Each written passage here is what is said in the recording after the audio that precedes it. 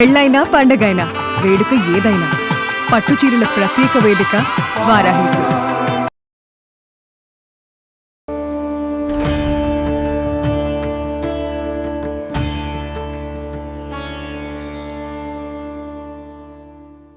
నమస్తే, welcome to Suman TV. నేను పద్మిని. ముందుగా ప్రేక్షకులకి వారాహి నవరాత్రుల శుభాకాంక్షలు.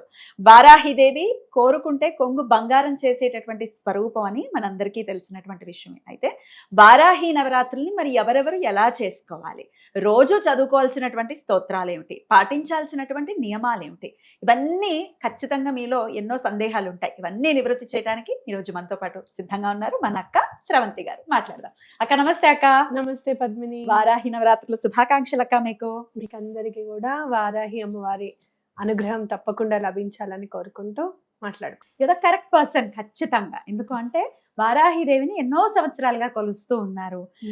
చక్కగా చాలా విశేషంగా పెద్ద పెద్ద క్షేత్రాల్లో కూడా మనం చేసుకున్నాం కదా.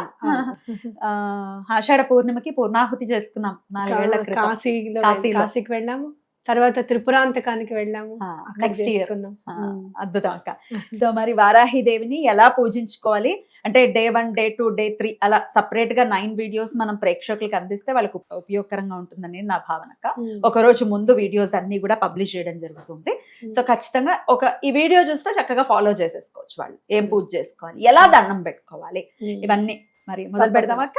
తప్పకుండా. మరి మొదటి రోజు అమ్మవారిని ఏ నామంతో పిలుస్తారు, ఎలా అమ్మవారిని ఆరాధన చేసుకోవాలి, అలాగే ఏ నామాల్ని ఖచ్చితంగా చదువుకోవాలి, ఏ సమయంలో చెయ్యాలి, ఏ నివేదన పెట్టాలి, ఇవన్నీ ఒక్కసారి మీ ద్వారా అక్క.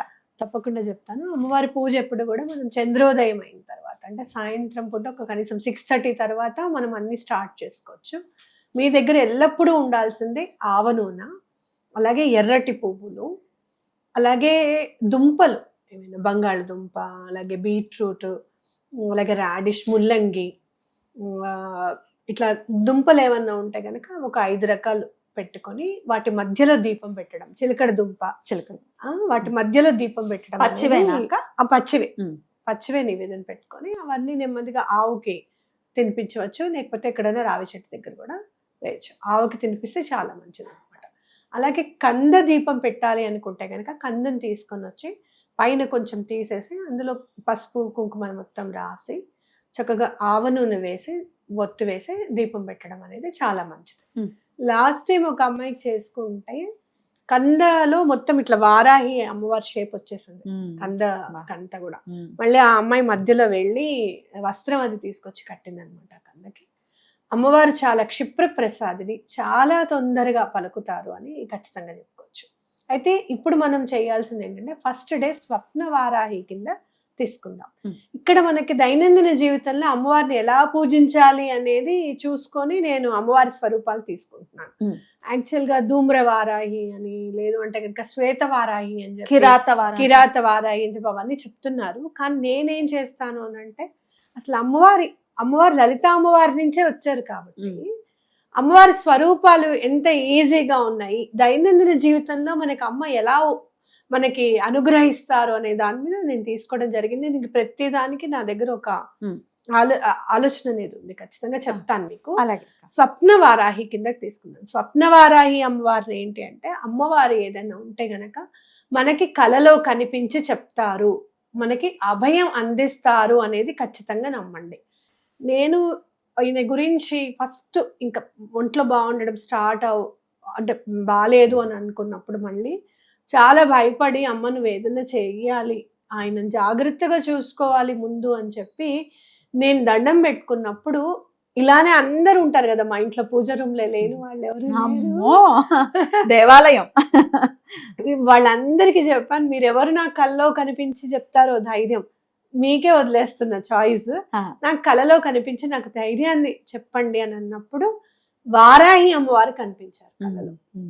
ఎంత అంటే మధ్య దారిలో చౌరస్తాలో ఆవిడ ఇట్లా పెద్దగా ఉందట ఆవిడ విగ్రహం, నవ్వుతూ నన్ను అభయం ఇచ్చారు అమ్మవారు. చక్కగా నామం కూడా ఇప్పటికీ నాకు తెల్లటి నామము, ఇదంతా యు ఏమో తెలుపు, మధ్యలో బొట్టేమో ఎర్ర నామం కనపడుతూ ఇచ్చారనమాట. అంటే అభయం అనేది అందించారు అనేది ఖచ్చితంగా చెప్పుకోవచ్చు. ఆ అభయం మరి ఈయనను రక్షించలేదా అనడానికి కాదు, ఆయన లాస్ట్ మినిట్ వరకు ఇబ్బంది పడకుండా ఆవిడ చూసుకున్నారు. లాస్ట్ మింగుడు పడలేదు ఇంకొక 2 రోజుల్లో.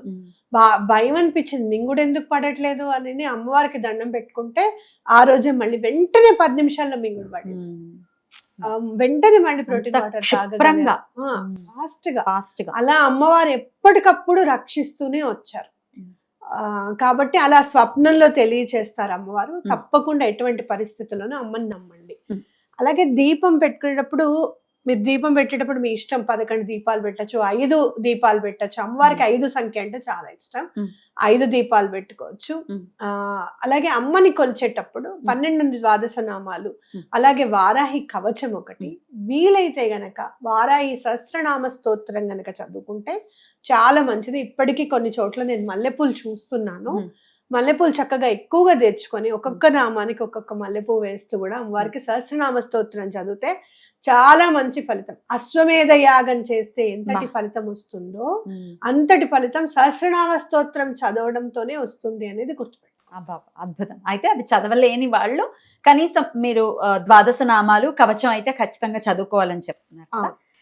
మరి అయితే ఆ ద్వాదశ నామాలు కవచం అనేది లాస్ట్ లో మీరు చదివి వినిపిద్దరు కానీ, అయితే ఇప్పుడు దసరా నవరాత్రుల్లో ఎలా అయితే రకరకాల అలంకరణలు ఇట్లా చేస్తూ ఉంటారు కదా, అవన్నీ అక్కర్లేదు కదా అక్క. ఇక్కడైతే అలంకరణ అంటే అమ్మవారికి ఎర్రటి పువ్వులు ఇష్టము, ధూపం ఇష్టం అమ్మవారికి. చక్కగా చక్కటి ధూపం తీసుకొచ్చి పెట్టుకోండి ఎవ్రీ డే. ఒక రోజు దశాంగం అంటే దశాంగం పొడి అని దొరుకుతుంది, ఆ ధూపం వేయచ్చు. ఒక రోజు గుగ్గిలం వేయచ్చు. అట్లా మీ ఇష్టం, మీకు ఎలా చేయాలనిపిస్తే అట్లా. అమ్మవారికి ప్రత్యేకంగా తాంబూలం పెడితే చాలా ఇష్టం. తాంబూలం పెడితే ఏంటి అంటే పిల్లలకి జ్ఞానం వస్తుంది అని గుర్తుపెట్టుకోవాలి, మనకు కూడా జ్ఞానం వస్తుంది అనేది గుర్తుపెట్టుకోవాలి. ఓకే. చాలా మంది అమ్మవారిని పూజించకూడదునో లేకపోతే ఉగ్ర రూపం అని చెప్పి చాలా భయపడుతున్నారు. అలాంటివి ఏమీ పెట్టుకోవద్దు. కలసం పెట్టుకోవాలి అక్క ఖచ్చితంగా. ఇప్పుడు నేను ఇంట్లో చేసుకుందాం అనుకుంటున్నా, మరి కొంతమంది కలసం ఆనవాయితీ ఉంటుంది, ఉండదు, ఫస్ట్ టైం ఆనవాయితీ లేనప్పుడు కలస స్థాపన జోలికి వెళ్ళకండి. ఓకే. అమ్మవారి చిత్రపటం పెట్టుకుంటే అమ్మవారు వచ్చి కూర్చున్నట్టే. మీకు ఒక రోజు పూజ అయిన వెంటనే 2వ రోజు అమ్మ దాంట్లో ఏదో ఒక మార్పు అనేది కనపడుతుంది.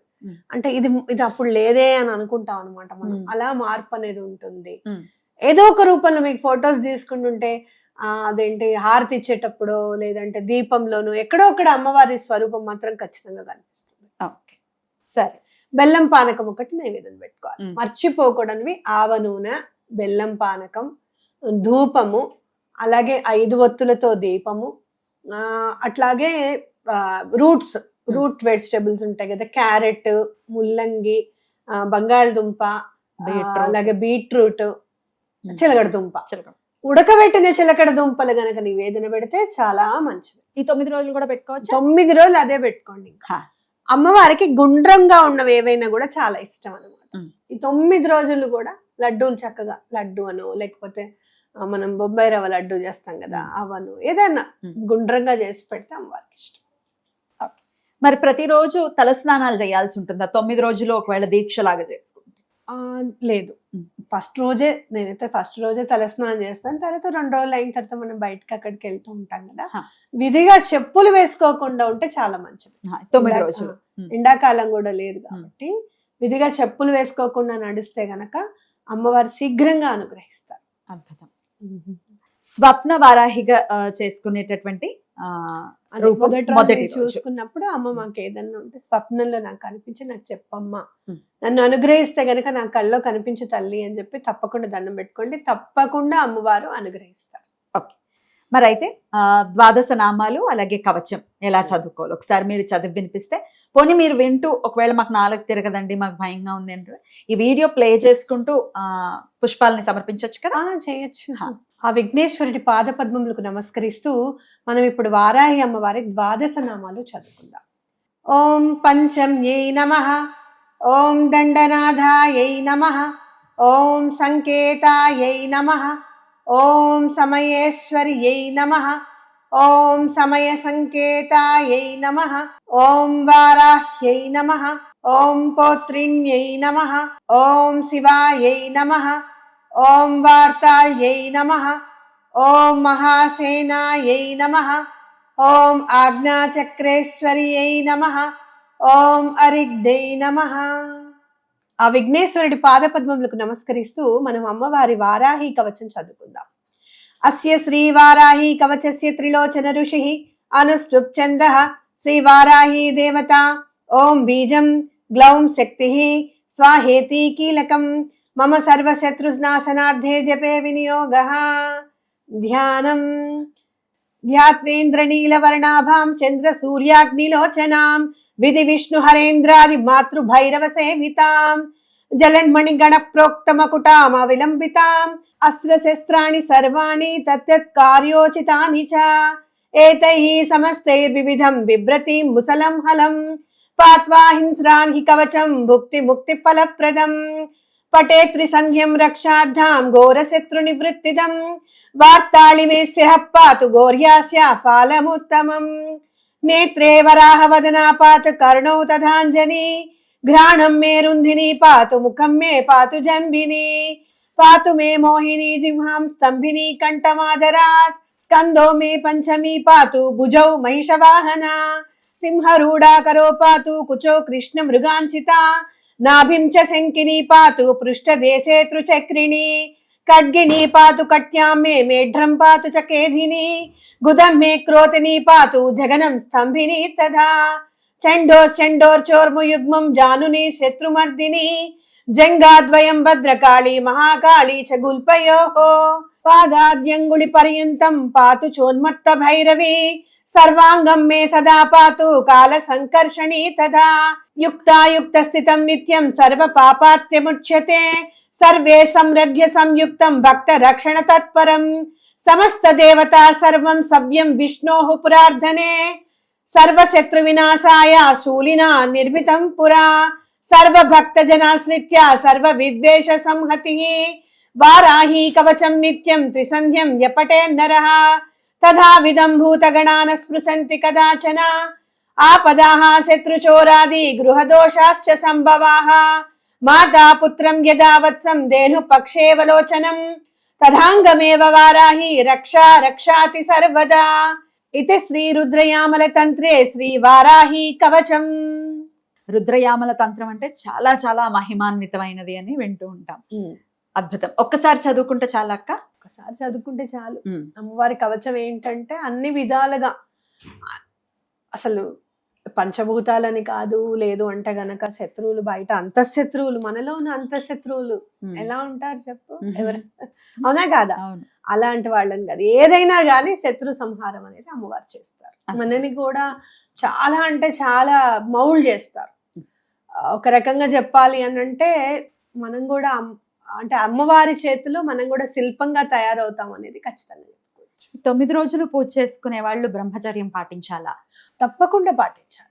బ్రహ్మచర్యం అనేది తప్పనిసరి.